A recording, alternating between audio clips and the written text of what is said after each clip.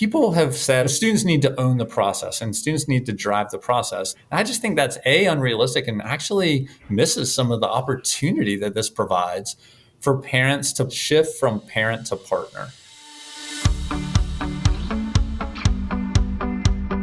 Episode 187, Getting into College with special guest Rick Clark. My opinion of college has changed since we started this podcast. I feel like every year, it's just my imagination, it's like every year the standards have changed somehow. We have been doing this podcast in a time when there's been as much transition as I have ever been aware of in the college landscape. The pandemic really disrupted things, and it's different than I've ever seen before. And I've been in this business for almost 30 years. So you're not making that up, Reena. Thank you for validating my feelings of how I feel this way. I can't wait to get right to this guest. We've got a fabulous guest today. Rick Clark is Georgia Tech's Executive Director for Strategic Student Access, where he advances relationships with educational leaders and community organizations to grow enrollment, expand access, and ensure affordability. For 15 years, he's led Georgia Tech's undergrad admissions team. He also travels annually to U.S. embassies throughout the State Department to discuss the admissions process and landscape of higher education. And by the way, over the last 8 years, he's also written a regular blog on the college admissions process. We're going to have that in our show notes. And he's co-author of a book and workbook called The Truth About College Admissions, a family guide to getting in and staying together. And he co-hosts a podcast under the exact same name. Rick, welcome. Thanks so much for having me. Really looking forward to the conversation. We are thrilled to have you join us. I know what good work you do in this area, and we're just going to get right down to business here. Perfect. When should parents start the college process? Walk us through the grade levels. Who should be doing what when? Sure. Well, it's a great question, and it's a very understandable question. And let me just say, I currently have a rising 8th grader and also a daughter, and then a rising sophomore son. So I'm very much in this mode outside of my professional work, really personally, and with neighbors, et cetera. I think to an extent it does depend, but the truth is that, in that middle school sort of getting into high school range, there are some things to be aware of, mainly surrounding course choices and progression. There are impacts that what you do in that 8th grade year does impact sort of the path and the trajectory that you're going to have in high school. Now, that is not to say start thinking about certain school names or get overly obsessed with this whole thing, but to be cognizant of planning, right? That courses in high school are impacted by course choices in middle school, right? That's the one thing I think that you could be doing prior to high school. It's just be mindful of that and acknowledging and understanding what that might look like. For 9th and 10th graders, though, the biggest thing I would say to students and parents is just be a good high school student. At the end of the day, to go to class, to take things that are interesting to you, to actually learn the information that is foundational to where you're headed in high school and beyond, and to be a good community member. And really right now, as you said at the top, much is changing, but what hasn't changed is what colleges are looking for. Colleges have always and continue to look for quote unquote good students and good future community members in their campuses. So, involving yourself outside of just being a good student, whether that be in the school or in the community and certainly in your family. And that's what I say to a lot of my friends and neighbors right now who have kids in our same peer group is just be a good student, just be a good community member. And you're doing all you need to be doing to be a good college applicant ultimately. Okay, Rick, so spill it. Spill the secrets. What do parents need to know that college admissions won't tell you to get your application to really stand out? Is it the SAT score? Is it the grades? Is it the extracurriculars? What really matters to get that boost? Yeah, I mean, here again, people want that recipe, right? They want the formula. And I think we are partly to blame. I'm pointing at myself here and my colleagues, even the media on some level, because when you hear the college admission blank, everybody fills in the word process. right? And that is just the vernacular surrounding this. And I really, my experience in 20 plus years now of in being in this space is it's not a process. A process suggests X plus Y equals Z, and there's some sort of guaranteed best path. And if the girl down the street did it that way and ended up at the school you want to go to, just follow her pattern, and then that's going to be the same for you. And it's just so far from the truth, because when you look at what colleges are looking for and what quote stands out, at Georgia Tech, as an example, our first year class will be almost 4,000 students. That's a wide variety of what stood out. And sometimes in a holistic review, that is just a highly uber focused student in one particular area. And in other times, what stood out was, how in the heck did this kid possibly do all of these different things? And that's what's so amazing. Or the fact that they are from North Dakota and want to study public policy really stood out. And so, that. So we need to move to North Dakota? Is that what you're telling me? That's the advantage? That's the trick. That's what people need to know. I'm spilling it now. North Dakota. Okay, we're done. No, we do have more questions. Oh my gosh. So if you're not prepared to move to North Dakota, no, which, is a wonderful place to live as someone who grew up in the West, I will say. Rick, talk us through how things have changed. I mean, really, the landscape has shifted so quickly. Like we can say the last decade, we can say the last 5 years. Like, give us just a take on this. No, it's true. And it's been really interesting. Georgia Tech, for me, has been a case study in that, and a great example. I mean, I came here 20 years ago. At that time, we received under 10,000 applications. A good school, I think one that has, if you look at the students that came through then, wasn't hard to get in. We were admitting 2/3 of the students who applied, which, by the way, is the national average still nationally for four-year schools. About 2 out of every 3. And over time, for a variety of reasons, this last year we received 60,000 applications. So while our class has grown from 2,200 to nearly 4,000, we're not keeping up with demand. And so 65% admit rate goes down to 15% admit rate over that same, period of time. I think what we've seen is a couple different things. I mean, one, the fact that we have a truly global higher education market, and students from all over the world see America still as a great producer of talent through higher education. And so the interest and the ability to apply, the funnel at the top certainly is wide. The ease of applying to college through the Common Application in particular has made it, again, more accessible and easy for students to apply. But then I think what's also happened is, as ROI has continued to be a huge piece, maybe the most popular acronym in higher education, and we do acronyms very well in higher education. And this is return on investment. Like, what am I getting for what am That's I paying right. for my kids' Yes. college? Okay. You come out of the recession, 2008-9 in particular, and America is really asking that question more than ever before. What am I getting?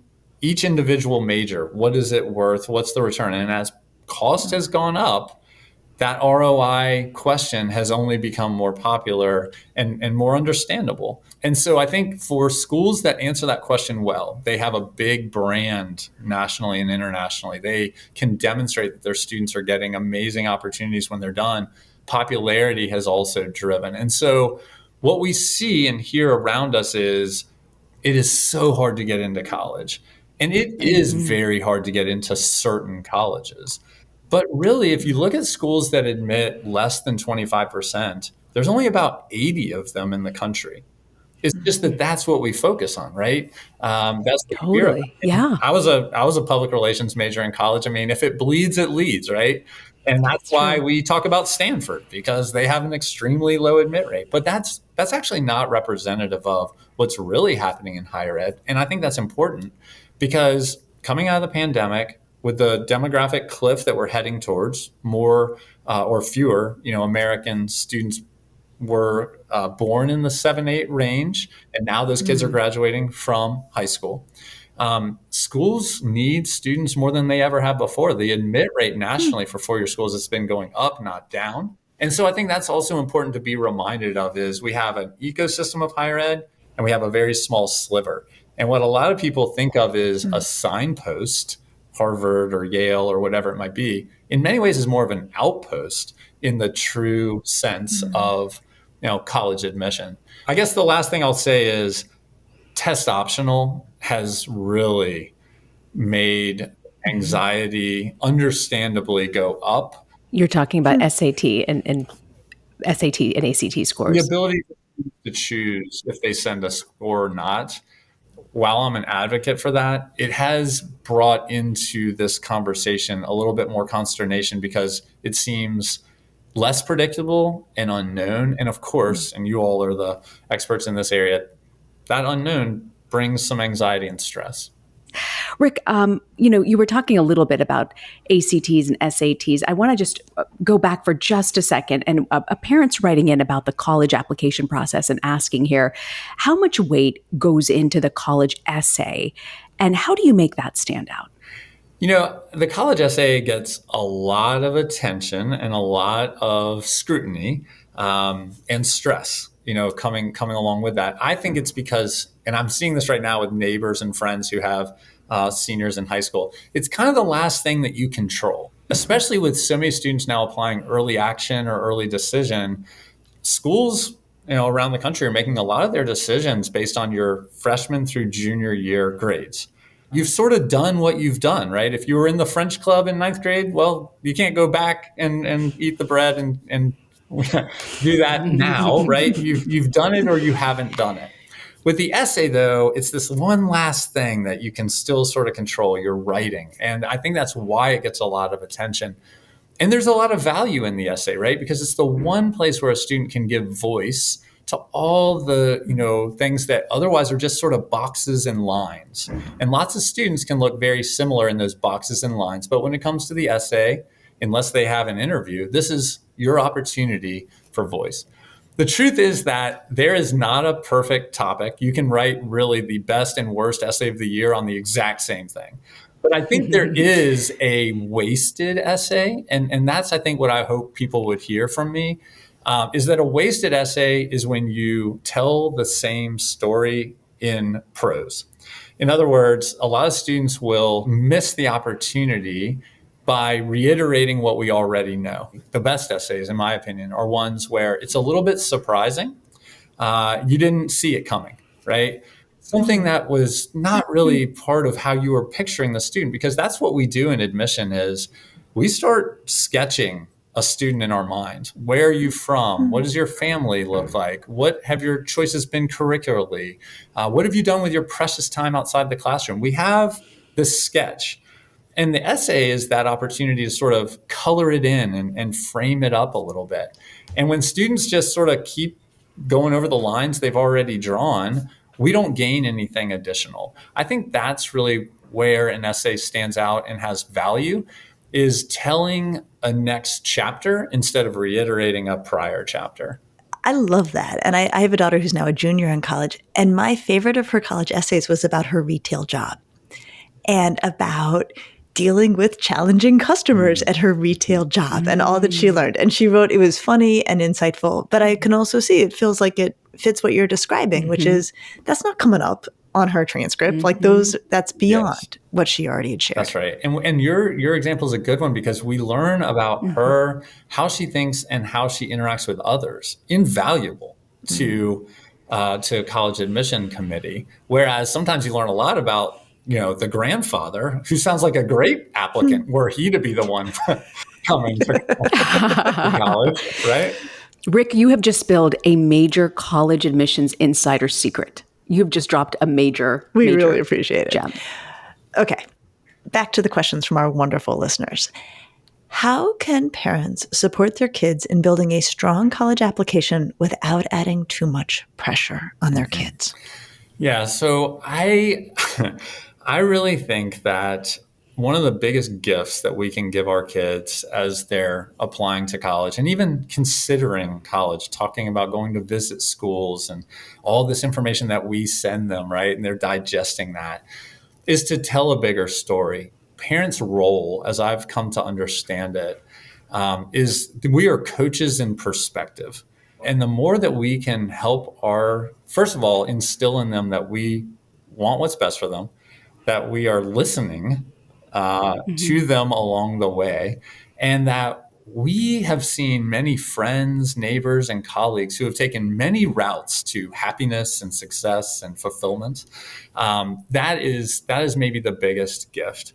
People have said on panels that I've been on over the years that students need to own the process and students need to drive the process in a way that it sounds like the parent isn't even there. And I just think that's unrealistic and actually misses some of the opportunity that this provides for parents to partner. And I do think that this is a concept that we talk a lot about, is this shift from parent to partner.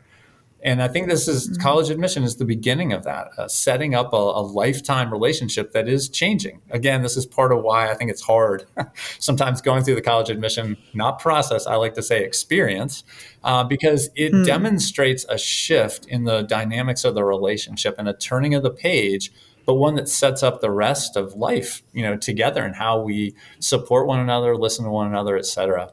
So I think the biggest thing that parents can do, and I think we talk about this in the book a little bit, but controlling the conversation by setting up a weekly meeting where instead of letting it bleed into life and all conversations, it's 10 o'clock, just got back from tennis practice, trying to get a snack, and all of a sudden we're talking about like the Notre Dame essay,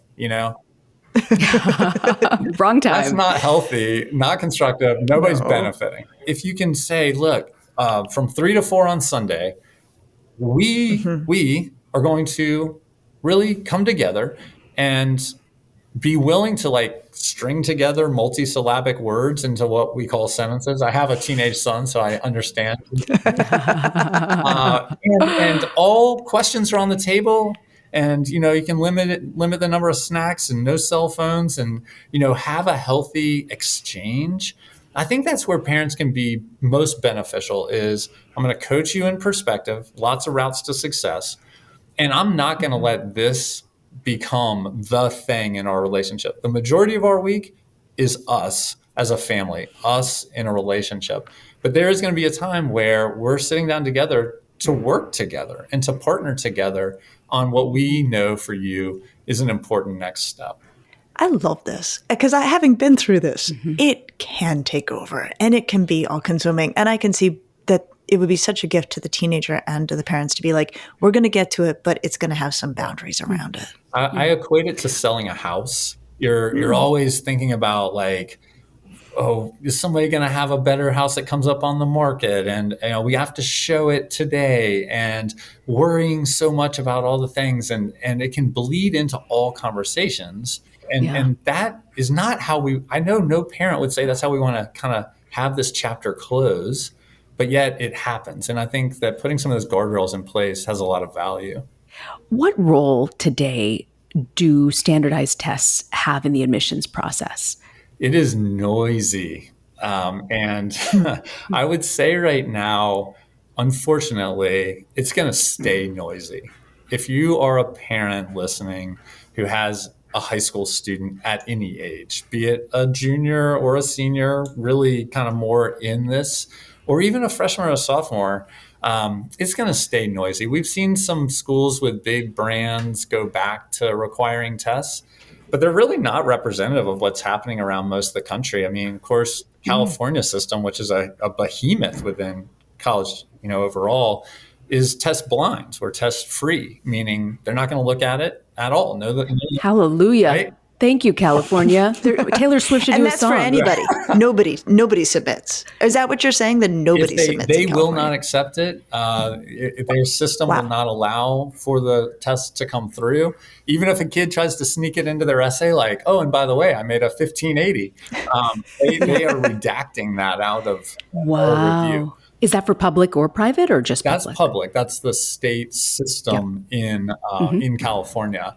That's major. I mean, Taylor Swift, she has a song, Florida, we should do California, no SAT scores needed. Like, we need to shout that from the hilltops. Yeah. That is amazing. Because if you don't do well on tests, we've got a place, an entire state for you to apply to. That's great.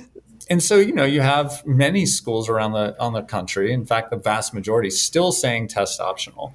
What's challenging is a couple things, and we won't go too much into the weeds, but it leaves a student questioning, should I send my score or not? The common wisdom is to look at prior years' middle 50% ranges. And let's say a school says, last year, our admitted student range, middle 50%, was between a 1320 and a 1450. And a student is sitting there with a 1400.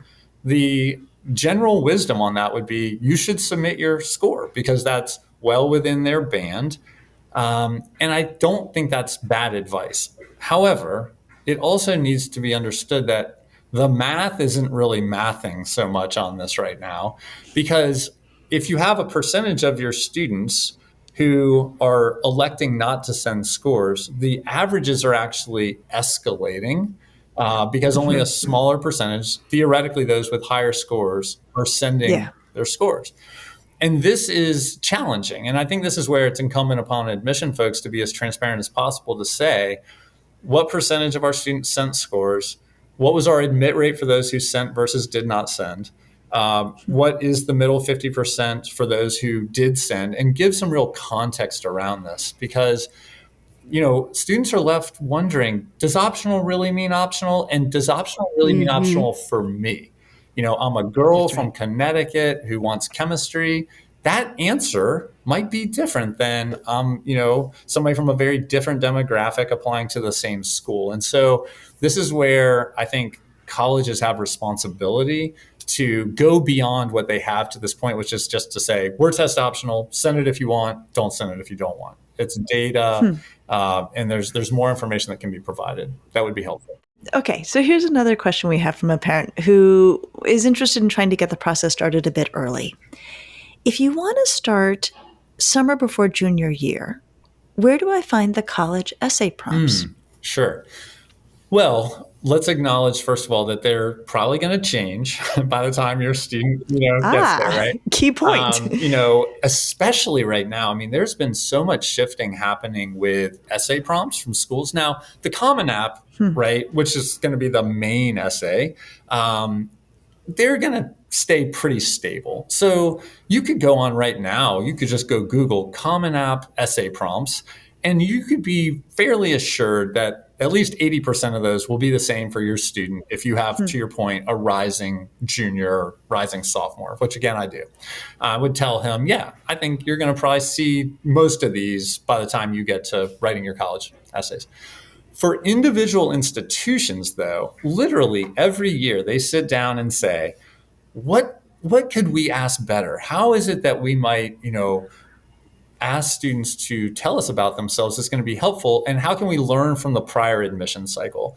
And in that regard, supplemental questions, which are individual to the institutions, change very consistently. And I will say, coming out of the Supreme Court case from last year, which, sort of unraveled 40 years of court precedent around whether or not race could be considered in the college admission process, many schools adapted their supplemental questions, as a result of that. And they're constantly examining, rightly so, their process and how they can best sort of construct their application to get the information they want to make the best decisions for their class. So long answer, but I think important with some of the nuance. Rick, I want to ask you about athletic scholarships, because I know there are a lot of parents who feels like maybe my kid could be playing in D1 or in some university or college campus.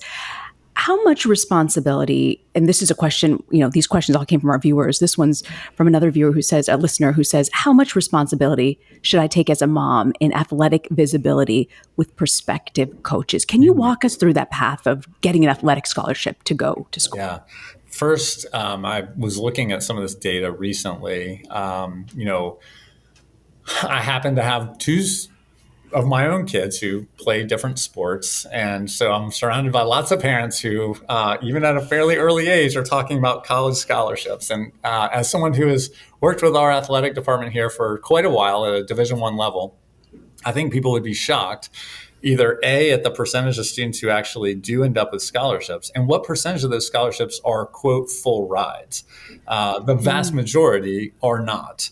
And even at the D1 level, that's true, right? Even at the Division I level, it's generally your, quote, revenue sports like football and basketball where you'll have the full rides. And then many of your, what we would call Olympic sports, or people might call non-rev sports, are going to be partial scholarships. So I think just the reality of that, the fact that I think only 7%, depending on the sport, of high school students at the high school varsity level move on to play Division III, Division I college athletics. So it's a lot smaller percentage than people think. And the money available is usually lower than what people think. That said, I think for parents, the truth is right now, these showcases and all of the different types of, I would say, unfortunately, mechanisms in place to be identified has, again, shifted dramatically, even in the last 5 years, regardless of sport, volleyball, baseball,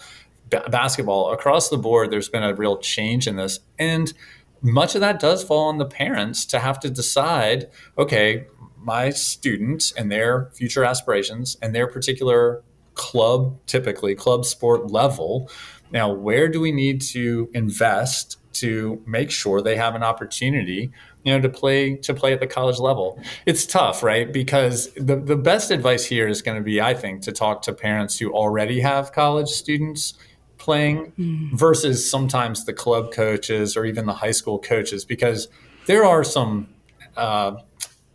other factors going into their advice that should be taken into consideration. They're going to. That was very diplomatic.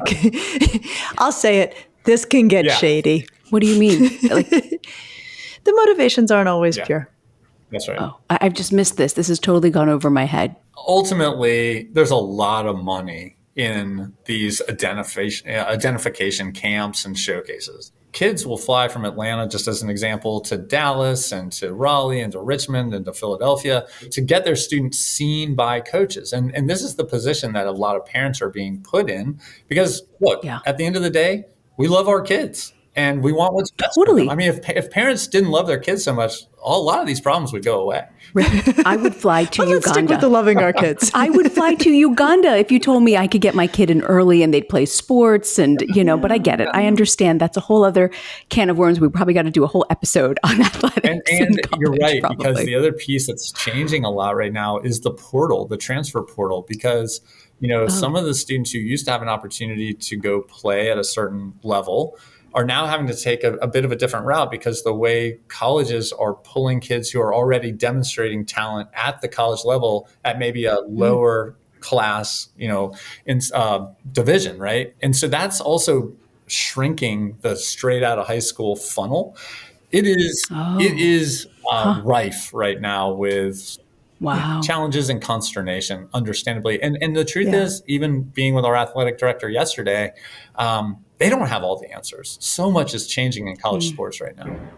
Let's talk about money, right? We can't have this conversation with talking about how you pay for college, right? How do families set themselves up for financial aid, scholarships? Where should they be looking? Where are we with FAFSA? Yeah. The year behind us can be described in no other way but just totally FUBAR. People can go Google that on their own, Reena. I'm not sure if that one went over your head. Google on your own leisure. And the Department of Education, of course, rightly is saying this year is going to be better, and that we're going to open everything on October 1. But opening an application on October 1 versus schools receiving the data they need to be actionable is a very different story. And we won't rewind to the year that was, and because it was a total mess, and hopefully in many ways an anomaly. But where we are right now in time is there is a simplified FAFSA, and that's what Congress had asked the Department of Education to do back in 2020. And that is in place. And there are some really good things. The IRS retrieval system, where these two things are talking with one another and getting that ironed out, is a good thing. It's more simple for students and for families. And there is more federal money available than ever before. And that also is positive. I think, though, for most families, the biggest message is that there are net price calculators on all college websites that should absolutely be utilized in order to get a good sense of what, for your family, this particular college might look like. And it's understandable that colleges take a lot of, scrutiny, because it's hard to understand what's it going to really cost for my family. I see your price tag, but is that really what we are going to pay? And that's where, if you put good data into the net price calculators, you can usually get a much more accurate sense of this.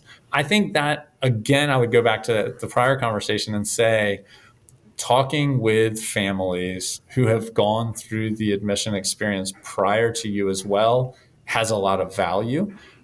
Because there, again, you'll hear those type of stories around what they were and were not awarded. Doesn't mean it's going to be your case in particular, but I think it's a very different story than just what you see on websites, or certainly what you see in threads online and down rabbit holes of social media, which you don't want to go. But the bigger thing, though, right now is it is warranted to be asking, what's the value? And I think that for families visiting colleges this fall and in the year ahead, those are good questions to be asking. And a lot of schools like to just say, here's the starting salary of our students. And that's not unhelpful. But I hope people ask sort of the next question too, which is, well, what does that mean for students in my major?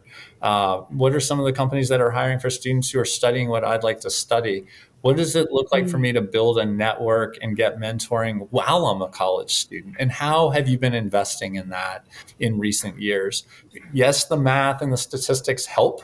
ROI, dollars invested for dollars returned, starting salaries, mid-career earnings as well, all good and out there.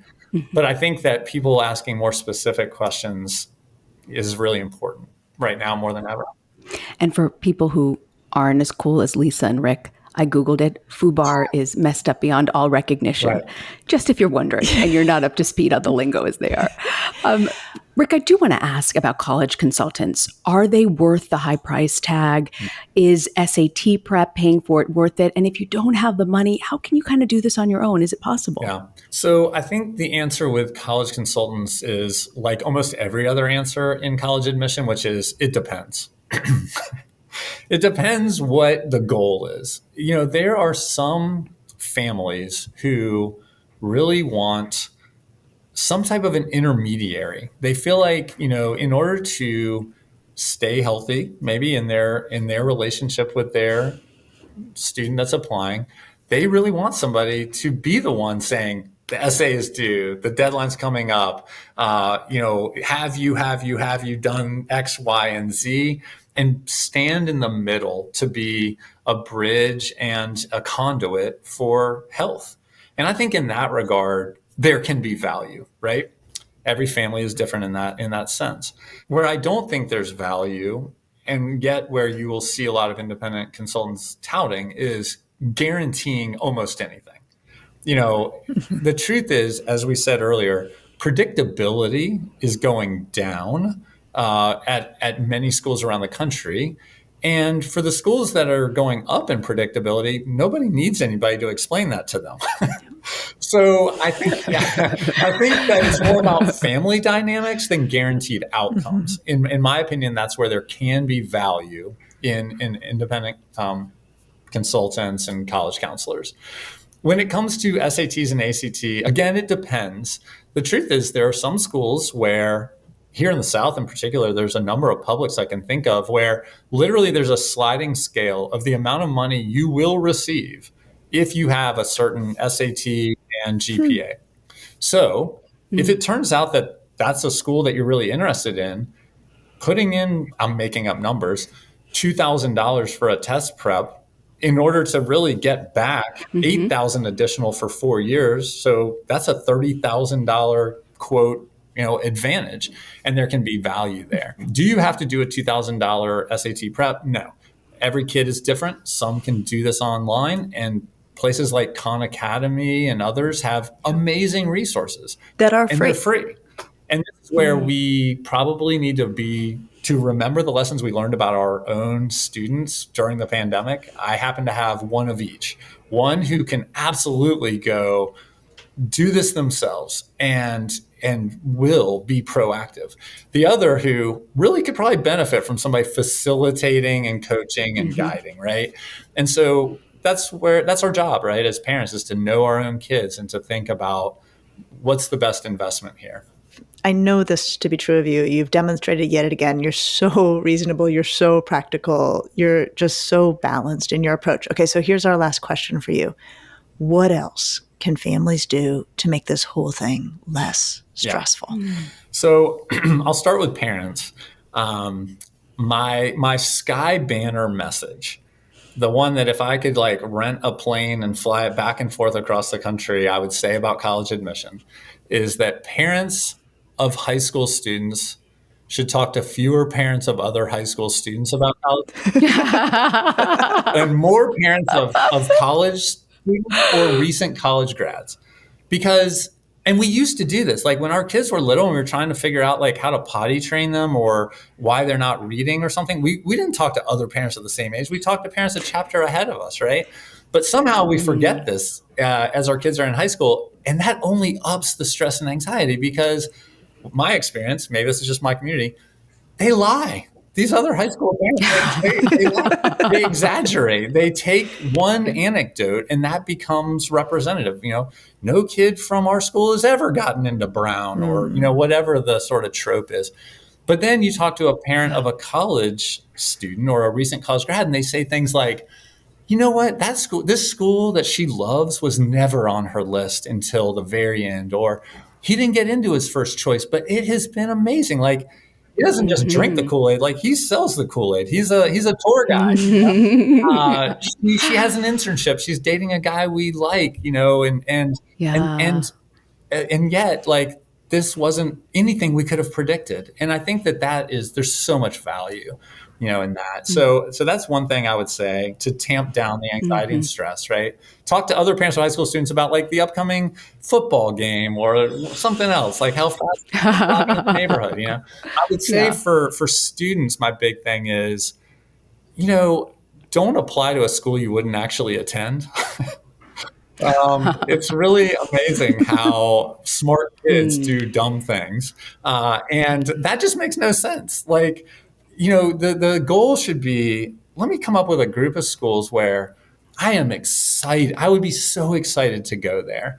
And if there's 4,000 schools in the country and you're applying to 10, you're way more selective than any other school in the country. You get to narrow that down. And I think if students will adopt a mentality of, I get to do this instead of I have to do this, then it will radically change the way they approach everything. I get to write this essay and tell people about myself. I get to go to this college interview, or I get to, take an SAT, right? I mean, I know that's a stretch, but the bottom line is, let's embrace that this is an opportunity. There's excitement. That college admission can actually be more like college itself. It can be a time to learn. It can be a time to ask questions, to do your research, to be open to places you would never expect things to go. And I mean, I teach class here at Georgia Tech. I employ college students. That's what a good college student does. They hypothesize and they are open to different results and they are curious. And instead of being so directed towards it must go this way, let's think like a college student. And here's the question I hear no parent asking and no college admissions expert ever answering. What am I supposed to do with my life after they leave? What am I supposed to do now, Rick? Live. Honestly, it's kind of like fewer dishes. That's what you're doing. I'll tell you right now. Fewer dishes, less laundry, Yes, that's all good. That's all good. No, but I mean, I think this is where on the student side, people say, and this is unfair. I don't think, and Lisa, I think I've heard you talk about this. People say these are the best 4 years of your life, I think that's it's untrue. I hope so. Gosh, that's sad if those are I your hope best it's four. not true. But yeah. the truth is they are unique years. They're very unique and special years, and that's great. And I think we can help students by framing it that way a little bit. But yeah, for parents, man, my hope is like, instead of what are we going to do, it's like, what are all the things we get to do? This is going to be amazing. Exactly. It's great. Well, Rick, thank you so much. You are just incredibly, incredibly reassuring and insightful and clear-eyed, and we could not be more grateful for your time. It's great to see you both. Thank you so much for the opportunity. Rick Clark from Georgia Tech. The book is called The Truth About College Admissions, A Family Guide to Getting In and Staying Together. And there's a podcast also under that same name. Rick, thank you so much. Thank you. Have a great day. So, Lisa, what do you have for us? How do you follow Rick now? That was such great there's advice. so much. There's so much. So I'll just choose one little thing that came up when I was working with my older daughter as she was applying to colleges. But I think it could apply for a lot of families. So my kid was really anxious about the process and really driven. There are also kids where the parents feel like they are nudging their kid the whole time. What I ended up saying a lot to my daughter is control the controllables. The things that are in your power, do what you can on those, and you'll feel fine about how this comes out. And so I could see for a kid who feels anxious, I think that helped her a bit. But I could also see for a kid where the parent's nudging, where they could also say, look, your job is to control the controllables. A lot of this will be out of your control, but that's our reasonable expectation of your place in this process. So that's one little thing to say. There's so much Rick brought that we could comment on. And Reena, I can't wait for you to be in this. I know you've still got a little time, but man, we're going to take such good care of you. I know. I am very grateful for you. I'm very grateful. I'm already emotional about all this. But thank you, Lisa. I learned so much from Rick, and also from you walking us through all of this. Just so grateful. Speaking of anxiety, our episode next week is about a topic that I'm a little bit anxious about entering, but you always push us in the right directions. Should I talk to my kid about masturbation? Yes, folks, that is our topic next week. Lisa's going to guide us through it. Okay. Thank you. We cover all of it, Reena. We're covering a lot of ground on this podcast. I've got anxiety, and I don't have a lot of anxiety usually. But thank you. Thank you for a great episode today. We're so grateful to Rick as well for joining us. I'll see you next week. I'll see you next week.